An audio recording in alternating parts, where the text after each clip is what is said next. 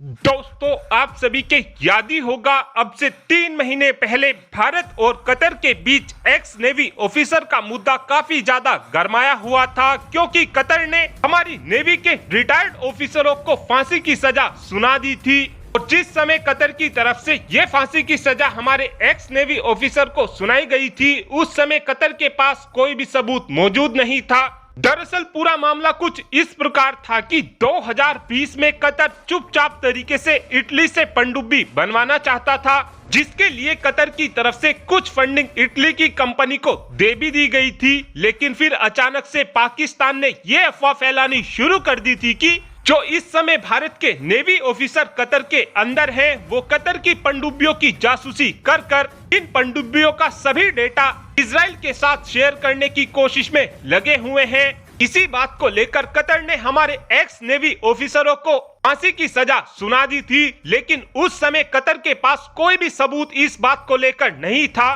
कि हमारे नेवी ऑफिसरों ने कतर की पनडुब्बी की जासूसी की है। इसी बात को लेकर जब भारत ने कतर की कोर्ट से फैसले की फोटोकॉपी मांगी, तो कतर की तरफ से वो फोटोकॉपी भारत के साथ शेयर नहीं की गई, जिससे आप खुद ही अंदाजा लगा सकते हैं कि चुपचाप तरीके से कतर बेवजह में हमारे नेवी ऑफिसरों को फांसी की सजा देने की कोशिश में लगा हुआ था। लेकिन जैसे ही ये खबर भारत को पता चली थी, उसके तुरंत बाद ही भारतीय गवर्नमेंट ने बैकफुट से इस मुद्दे को कतर के किंग के साथ में डिस्कस करना शुरू कर दिया था। और इस मुद्दे को लेकर आज फाइनली भारत को बड़ी जीत मिल चुकी है, क्योंकि कतर ने हमारे 8 नेवी ऑफिसर में से 7 नेवी ऑफिसरों को छोड़ दिया है। और अब हमारे ये 7 के 7 नेवी ऑफिसर भारत के अंदर आ चुके हैं, और ये भारत की अब तक की सबसे बड़ी डिप्लोमेटिक जीत बताई जा रही है। लेकिन अभी ये बात कंफर्म नहीं हो पाई है कि जो हमारे ये एक्स नेवी ऑफिसर हैं, जो इस समय भारत के अंदर आ गए हैं, क्या इनको अभी भी भारतीय जेल के अंदर रहना होगा